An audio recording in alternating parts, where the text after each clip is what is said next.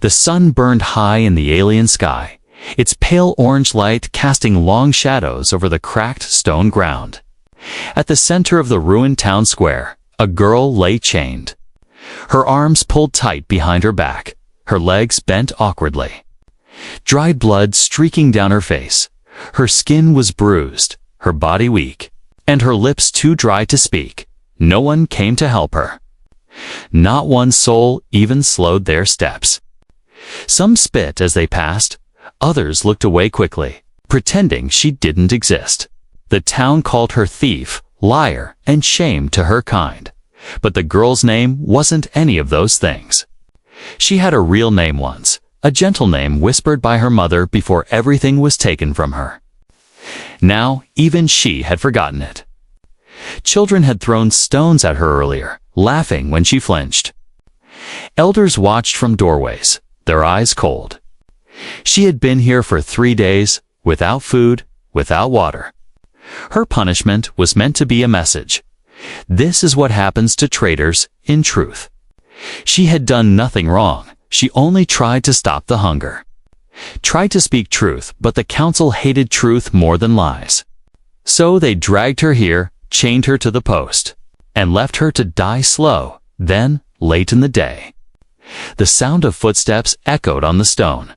Not heavy boots like soldiers, not soft like scared villagers. These steps were calm, slow, different. A human walked into the square, dusty boots. Travel pack slung across one shoulder. He was tall, with rough hands and tired eyes. He looked like someone who'd seen too much war and not enough kindness. He noticed the girl instantly. His pace slowed, his eyes didn't flinch. Didn't turn away. He walked closer. Ignoring the few stares from nearby buildings, he stopped in front of her. She could barely lift her head. Her vision was blurry.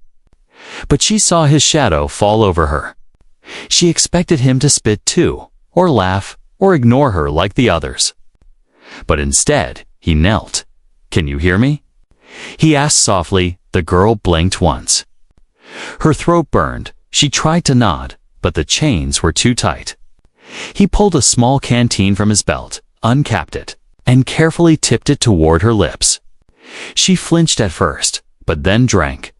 The water tasted like life itself. Her chest shuddered as the first drops slid down her throat.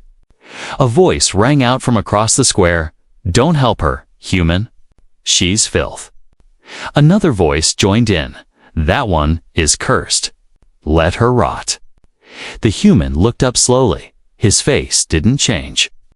But his eyes grew colder. He turned back to her. Pulled a protein bar from his bag. Broke a piece and placed it gently in her mouth. She chewed slowly, tears slipping from the corners of her swollen eyes. "What's your name?" he asked. She tried to speak, but her voice was broken. Just a whisper. S.S.A. Ra. He nodded. "I'm Kyle." The crowd was growing. A few villagers had stepped closer. One holding a stick, another with a cruel grin. "Leave her, human," someone said. "She's not your problem." Kyle stood up slowly. His shadow still covered the girl. He looked at the crowd and said, "Maybe she's not your problem, but she's mine now." Laughter broke out. "What? You want to save the garbage?" "She's already dying. She won't die today," Kyle said. One man stepped forward. "Are you ready to fight us all for her?" Kyle didn't pull his weapon, didn't threaten anyone. He just said, "If that's what it takes." Silence fell over the square. The villagers didn't know what to do with him. A stranger, a human. Risking everything for a chained alien girl no one wanted. Fine. Someone spat. "If you want her, take her. But don't come crying when she bites you." They laughed again, but more nervously this time. The crowd slowly backed away, muttering to themselves. Windows shut, doors closed. Only the wind stayed behind. Kyle knelt again. He reached for the chains, pulling out a tool from his pack. The cuffs sparked as he unlocked them one by one. The girl's arms dropped like dead weight. But she didn't cry out. Her strength was too far gone. Carefully, Kyle lifted her into his arms. She was light as feathers, skin cold, breath shallow. "Don't worry," he whispered. "You're not alone anymore," as he carried her out of the square, past the same villagers who once threw stones. Not one of them stopped him. No one dared. Dust swirled behind them as they disappeared down the path toward the mountains. Toward somewhere safe, somewhere far from chains and cruel eyes. And in the crook of his arms, the girl finally closed her eyes, not from pain, but from the quiet hope that maybe this time someone really cared. Kyle carried the broken alien girl down the dusty path. Her limbs were limp, her body fragile. Her head rested against his chest, and with every slow breath, he could feel how close to death she still was, but he didn't stop walking. The villagers watched from behind windows and doors. Whispering, one by one, they vanished from view. But their hatred still lingered in the air, like smoke from a fire that refused to die. He reached the edge of the village, where a small fountain trickled weakly.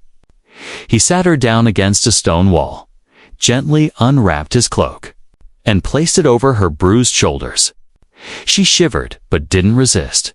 Her eyes were open now, faintly glowing gold under the setting sun.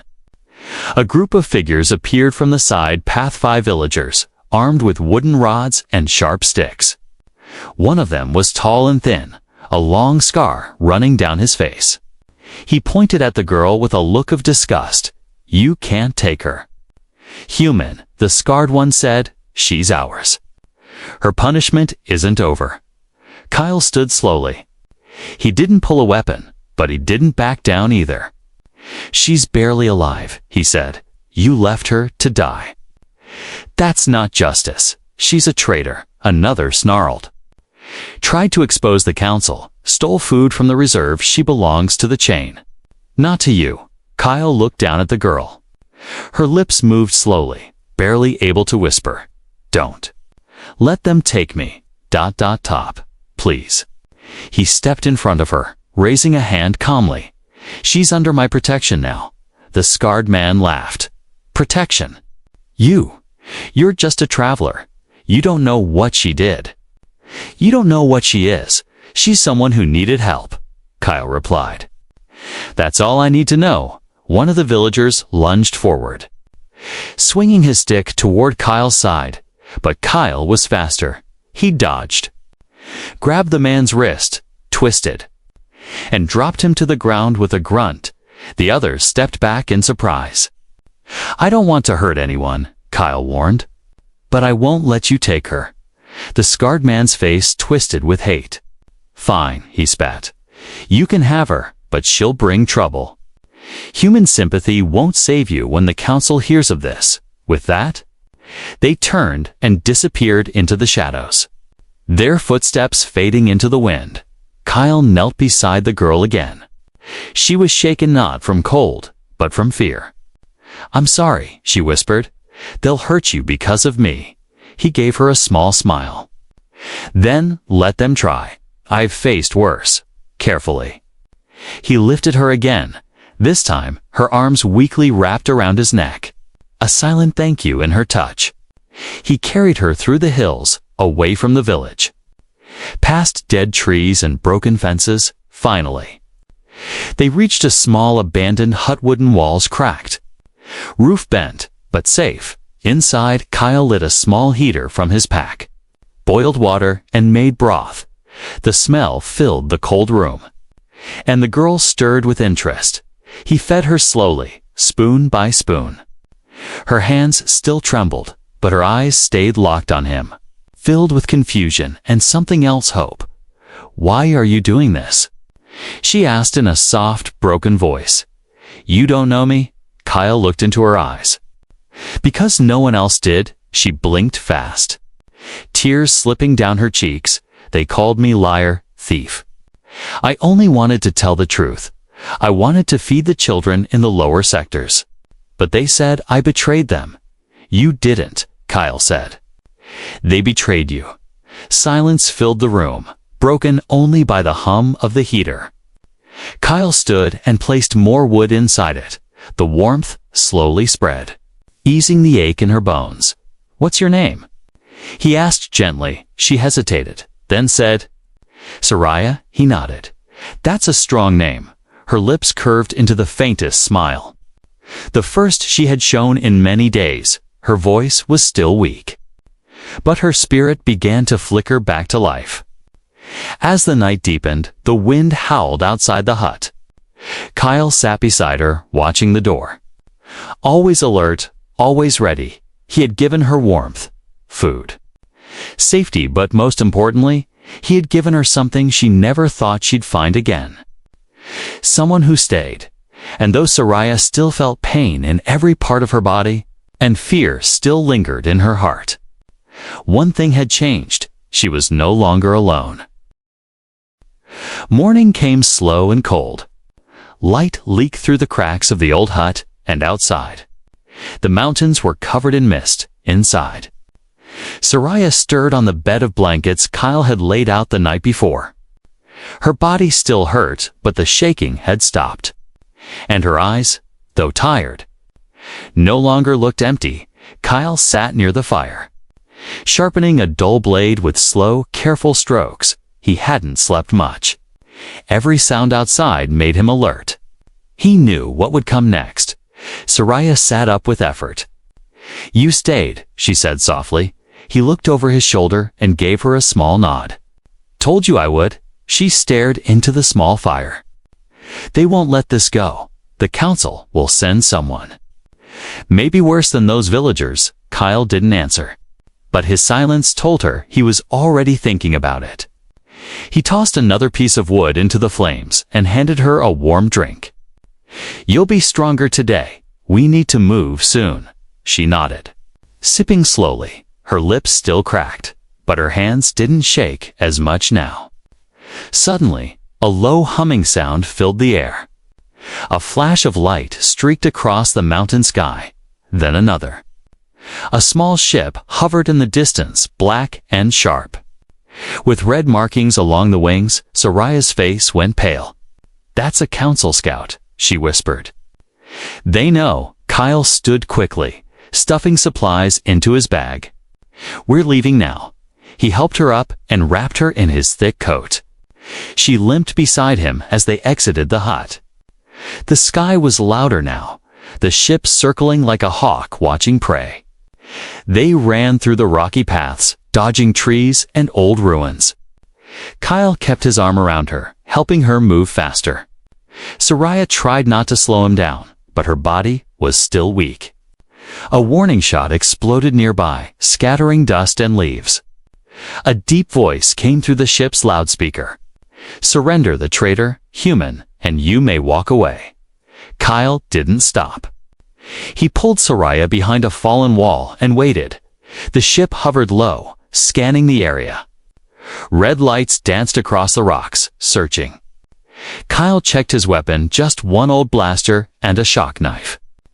Not enough against a ship, but he had an idea. He turned to Soraya.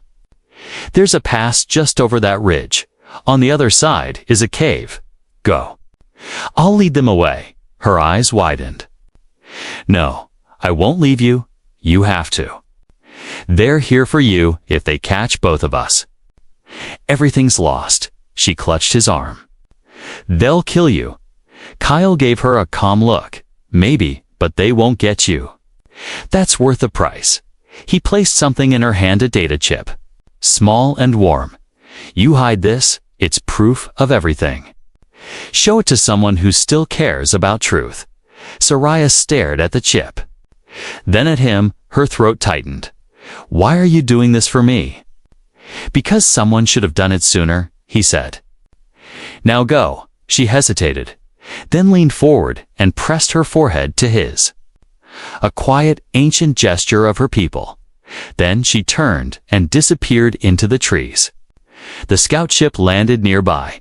A squad of armored enforcers stepped out, their boots crushing dry earth. They raised their weapons and aimed straight at Kyle. He walked out from behind the wall with his hands up, but his eyes were sharp. "I'm the one you want," he shouted. "She's gone," the lead enforcer, taller than the rest, stepped forward. "Where is the traitor?" He growled. "I let her go," Kyle said plainly. The enforcer sneered. "Foolish human, you'll die for this." "Maybe," Kyle said, and then threw a small round device from his belt. A flash of light burst across the clearing, bright and loud. The enforcer staggered, shields flickering. Kyle charged forward, blaster firing, dodging behind rocks and striking with speed. He fought like a man with nothing left to lose. Every shot meant to protect someone he might never see again. But the enforcers outnumbered him, and soon they surrounded him. Blood dripped from his side as they knocked him to the ground. The leader raised his weapon, ready to fire. Then a voice echoed from the rocks, weak but clear. "Stop." Everyone turned. Soraya stood there, barely standing, her body shaking, but her hands raised. "Take me. Just don't hurt him," Kyle shouted. "No. Don't." But it was too late. She stepped into the open. Tears falling from her eyes, her hands held the data chip high. "If you kill him, I'll destroy this. The truth will die with me." The enforcers hesitated, their leader uncertain. Kyle crawled to his knees, pain in his voice. "What are you doing, Soraya?" She looked at him, her eyes glowing brighter than ever before. "Saving the only one who ever saved me." Soraya stood in front of the armed enforcers. Her hands raised, the data chip held high like a burning light in the shadows. The wind howled around her, carrying dust and dead leaves, but she didn't move. Didn't blink, her knees trembled, but her eyes didn't show fear. "Only fire," the lead enforcer growled. "You think we care about your little threat, girl?" Soraya nodded slowly. "Yes, I think you do. Because this chip has everything. Names, numbers, secret shipments. Stolen food from starving colonies. The people will rise if they see this. You know it." The enforcer stepped forward, blaster raised. "Then give it here," Kyle shouted from the ground. Blood still running down his arm. "Soraya, don't. Run." But Soraya didn't move. Instead, she slowly stepped back toward the edge of the cliff. The chip still high in the air. "You shoot me. This chip falls, gets crushed, or lost in the river below," she said. "You lose everything," the enforcer cursed, signaling to the others. "Stand down." They lowered their weapons, just slightly. But Soraya could feel the tension in the air. She glanced at Kyle, his face pale, breath shallow, without warning. She threw the chip over Kyle's head. He caught it with one hand, rolling to the side at that moment. Soraya dashed into the trees after her. The enforcer screamed. 3 soldiers rushed forward, chasing her into the thick woods. Kyle tried to run, but his legs failed him. He clutched the chip tightly, hiding it in a crack beneath a boulder nearby. Then he played his role, acting like he still had it. Standing up with shaking legs, facing the lead enforcer. "She's gone. You won't catch her," he said with a crooked smile. The enforcer punched him hard across the face, sending him to the ground again. "You'll tell us where she's going."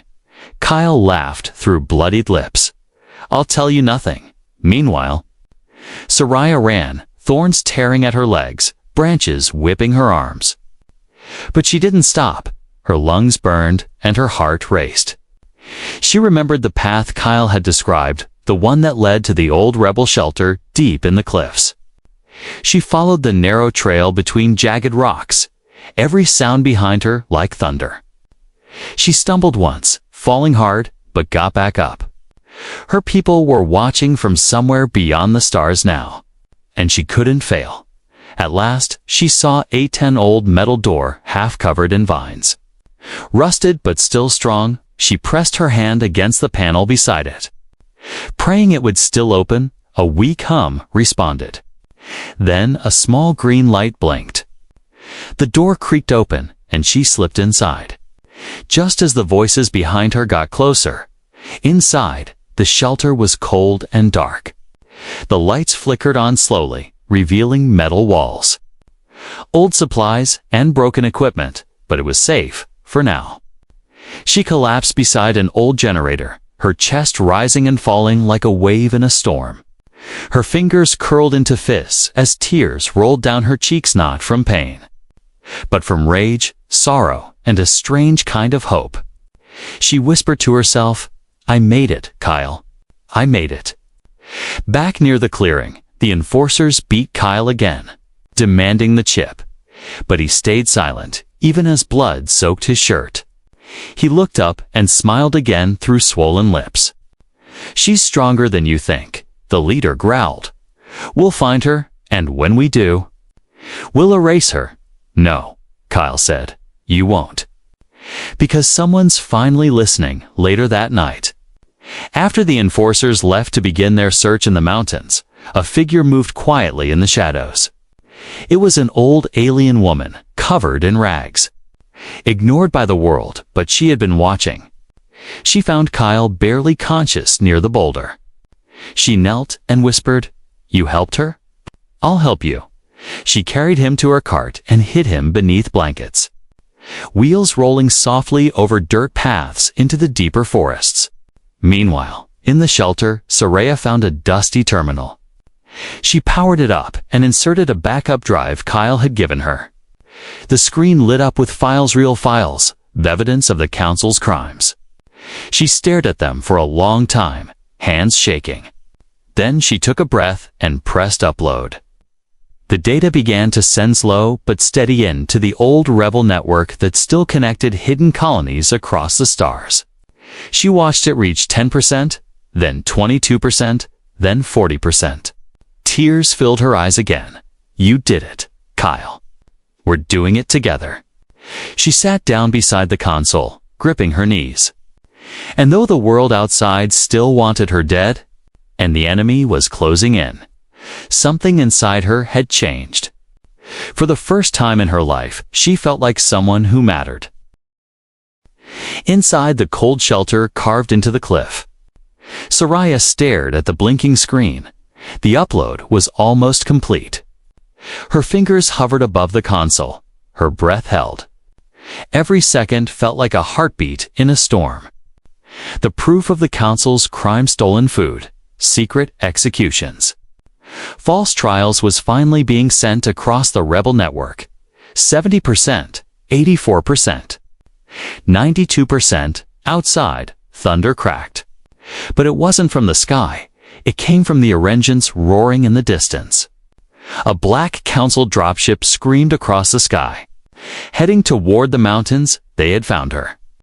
Soraya pressed faster, locked the terminal, and hid the data drive in a vent behind the wall. Then she grabbed a small shock pistol from the supply box and crouched near the door. Her hands shook, but her eyes stayed focused. In the forest below, Kyle opened his eyes slowly. Pain stabbing through his ribs, he lay on a bed made of leaves. Inside a hut built from sticks and cloth, the old alien woman who had rescued him sat nearby. Brewing something over a small fire, "You're lucky to be alive," she said. "But they will come again." Kyle forced himself up. "Where is she?" "Safe for now," the woman said, "but not for long. They sent elite hunters this time, not just thugs. The kind who don't miss." Kyle stood, wobbling but determined. "Then I need to reach her. I need to protect her." The woman gave him a cane made of old metal and pointed to a hidden path behind the hut. "Go through the caves. It will lead you to her faster than the patrols, but be careful." The rocks remember screams back at the shelter. Soraya heard footsteps above, metal boots echoing over stone. She closed her eyes, held her breath, and pressed her body against the wall. The door creaked, then burst open. 4 black-armored hunters stepped inside, their faces hidden by masks, their rifles glowing cold blue. One of them spoke into a communicator. "Target located." Moving in, Soraya jumped from behind a crate and fired her shock pistol. One bolt hit a hunter in the shoulder, making him stumble. She dashed toward the side tunnel, heart racing. She didn't need to win, just survive long enough. But the hunters were fast. One grabbed her arm, yanked her back, and slammed her into the wall. The pistol fell from her hand. Her vision blurred, pain ringing in her skull. "You've caused enough trouble," the hunter hissed. "Time to end it."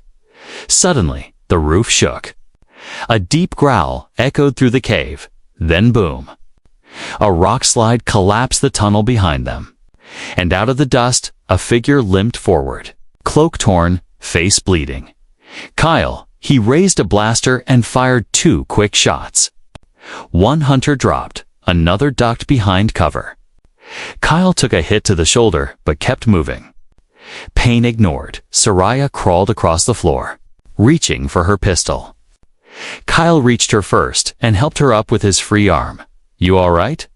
he asked, barely breathing. She nodded. "You came back?" He gave a half smile. "Told you? I always do." The remaining hunters regrouped. Firing toward them, Kyle pulled Soraya behind a pillar of stone. "Blaster almost empty. We can't hold them off here," he muttered. "There's a side shaft," Soraya said. "It leads to an old lift shaft behind the shelter. It might still work." Kyle nodded. And together they ran, dodging blasts, sliding through narrow halls. The sounds of pursuit grew louder behind them. They reached the rusted lift just as the last of the shelter lights flickered out. Kyle slammed the manual override button and the lift began to move, slowly rising toward the surface below them. The hunters cursed and fired, but the shaft door sealed shut with a hiss. In the silence of the rising lift, Soraya leaned against Kyle.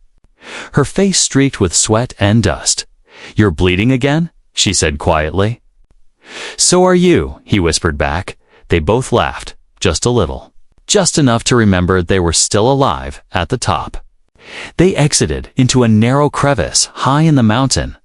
The wind was brutal, but the view showed stars beginning to appear in the purple sky. "Did the data upload?" Kyle asked. Soraya smiled, weak but proud. "Yes, all of it. It's out there now." Kyle looked up at the stars. "Then they'll come for both of us harder now." Soraya nodded. "Let them. The truth is free now. And I'm not running anymore." They sat together on the edge, their backs to the world. But their faces turned to the stars in that quiet moment, surrounded by wind, blood, and broken stone. They had already won more than anyone expected. The stars blinked above them, cold and distant. But Soraya didn't feel cold anymore. Not with Kyle beside her, bleeding, but alive. Not with the truth finally out in the galaxy. Carried by the rebel network to anyone who still believed in justice, they had escaped the hunters. But not for long, the council wouldn't stop.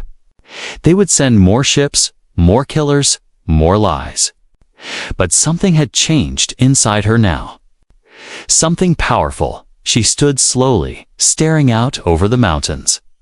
Her body ached, but her heart beat strong. Kyle watched her carefully. Leaning on the broken rail near the cliff's edge. "You okay?" he asked. Soraya took a deep breath. "No," she said. "But I'm ready." She turned to face him, her eyes glowing softly in the dark. "There's something I never told you, Kyle. Something I hid even from myself." Kyle raised an eyebrow. "What is it?" "My real name isn't Soraya," she said. "That was the name I gave myself after they destroyed my family." He stepped closer. "Then what's your true name?" She hesitated, the wind wrapping around her like a whisper from the past. Then she spoke. "My true name is Celiathari." Kyle blinked. "That's a royal name, isn't it?" She nodded slowly. "I was born to a minor noble family on the 4th moon of Vakora. My father was a speaker in the old council. My mother, a historian. They believed in truth, in protecting the poor, in sharing food with the starving colonies." Kyle listened without a word. His breathing was shallow, but his eyes never left hers. When the corruption started, my parents tried to stop it. They spoke out. They showed records proof that the new leaders were stealing, she said, her voice shaking, and for that, they were killed. Quietly, secretly, no one dared to say their names after that. Not even me. She looked down at her hands. I survived only because a servant smuggled me out. Hid me in the wastelands. I was just a girl. Covered in dirt, alone, hungry. I changed my name and became no one. Kyle stepped forward and gently took her hand. You were never no one, he said. Even when they chained you. Even when they stoned you. You mattered. Tears welled in her eyes. But she didn't cry. Not now. Not when so much had already been lost. And still so much remained to be won. They'll come for you harder now, Kyle said quietly. A noble bloodline. A witness. A survivor. You're not just a threat anymore. You're a symbol. I don't want to be a symbol, she whispered. I just want to be free. Then let's make that happen, he said. Not just for you, for everyone who's been chained. Everyone who's been silenced. She looked into his eyes and nodded. For the first time, she wasn't running from her past. She was embracing it. Suddenly, the wind changed. A soft humming noise grew louder in the distance. Kyle turned sharply. Another dropship Seliathari, no longer hiding, grabbed the old signal flare from Kyle's bag. She aimed it toward the sky and fired. A bright red light exploded into the stars above them, pulsing with heat and warning. What was that for? Kyle asked, surprised. I have one last secret, she said with a faint smile. I wasn't the only survivor of the old council. There were others, scattered, hiding, waiting for a sign that someone was still fighting. That was the signal. He grinned, despite the pain in his ribs. You really are full of surprises within minutes. Another ship appeared, but not black and cold like the council's. This one was older, battered. Painted in rebel red and silver, it landed quietly nearby. And 3 figures stepped out, faces covered, but hands raised in peace. One of them pulled off their mascot was an old alien woman with gray eyes. We received your transmission, she said, bowing slightly, and the flare. It's time, Seliathari. The people are ready. Seliathari stood taller, stronger. Then let's finish what my parents started. Kyle tried to step forward, but stumbled. The rebel woman caught him. He's wounded, she said. We'll treat him on board as they helped him into the ship. He reached for Seliathari's hand. You're not doing this alone, right? Never again, she said, gripping his hand tight. The ship lifted into the sky, flying away from the broken cliff, away from the ruins, and toward something greater in her heart. Seliathari knew this wasn't the end of her journey. It was only the beginning. The rebel ship soared through the clouds, away from the blood-stained cliffs and shattered shelter. Kyle lay on a stretcher, bandaged and pale. But alive, beside him, Seliathari sat in silence. Her fingers clutched the edge of the seat, her eyes staring through the window into the stars. They were heading toward the rebel stronghold on the moon called Veltrian's Hope, a hidden base that had once been a mining colony, now filled with survivors, fighters, and believers. People who remembered what truth was supposed to feel like. When they landed, the rebels greeted her not as a stranger, but as something greater. Some knelt, others wept. A few whispered her name like a forgotten legend come to life. The girl who lived, the voice they tried to erase. But she only raised her hand and said, no more kneeling, no more silence. We rise together. Or not at all. Kyle was taken to the medical wing. Rebel doctors worked carefully to remove shrapnel and stop the bleeding. He gritted his teeth but never once asked about himself. His only words were, is she safe? Seliathari stayed near him every day, reading reports, watching as her message spread across colonies and inner systems. The data she had exposed was now everywhere. Civil unrest began to rise. Protests turned into marches. The council called it a glitch, but the people knew the truth. One night, as the stars blinked quietly outside the glass dome of the medical wing, Kyle opened his eyes and smiled weakly. "Still alive?" he whispered. Seliathari leaned forward, tears forming. "You shouldn't have come for me. Couldn't let you take all the glory," he joked softly. She laughed for the first time in days. A soft sound like the beginning of dawn, but the joy didn't last long. An urgent alarm echoed through the halls. Rebels shouted orders. "They found us.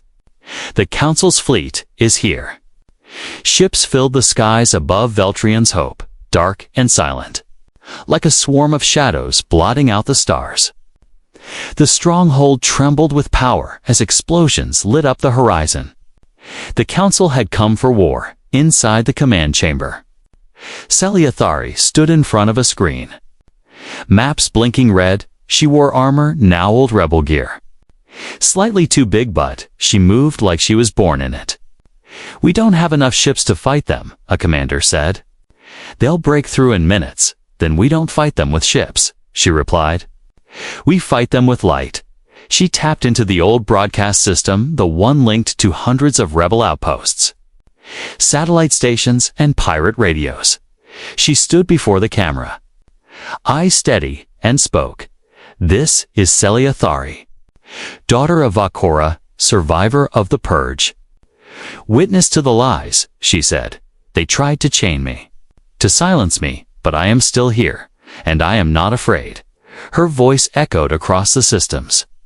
And as it did, colonies everywhere turned toward their screens. Citizens stood in silence. Soldiers lowered their weapons. And even some council agents paused. She continued. "You don't need permission to be free. You don't need a title to matter if you've ever been beaten, betrayed, or left to starve. Stand now. Not for me, but for the truth they buried." Rebel fleets across the stars began to rise. Ships long hidden in asteroid belts powered up. Captains who once thought the cause was lost returned to fight again.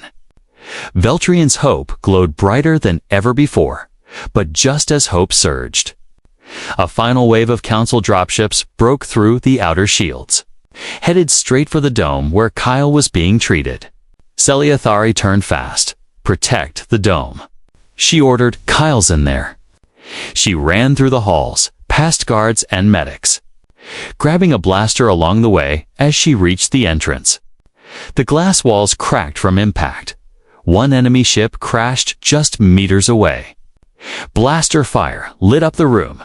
Kyle, weak and half awake, pulled himself from the bed, dragging himself behind cover. He looked up to see her standing there, armor scorched, eyes on fire. "You're supposed to be leading," he coughed. She knelt beside him and smiled. "Can't lead without the one who reminded me who I was." The door burst open, and an enemy soldier stormed in. Kyle raised his arm to shield her. But before the blast fired, Seliathari shot first.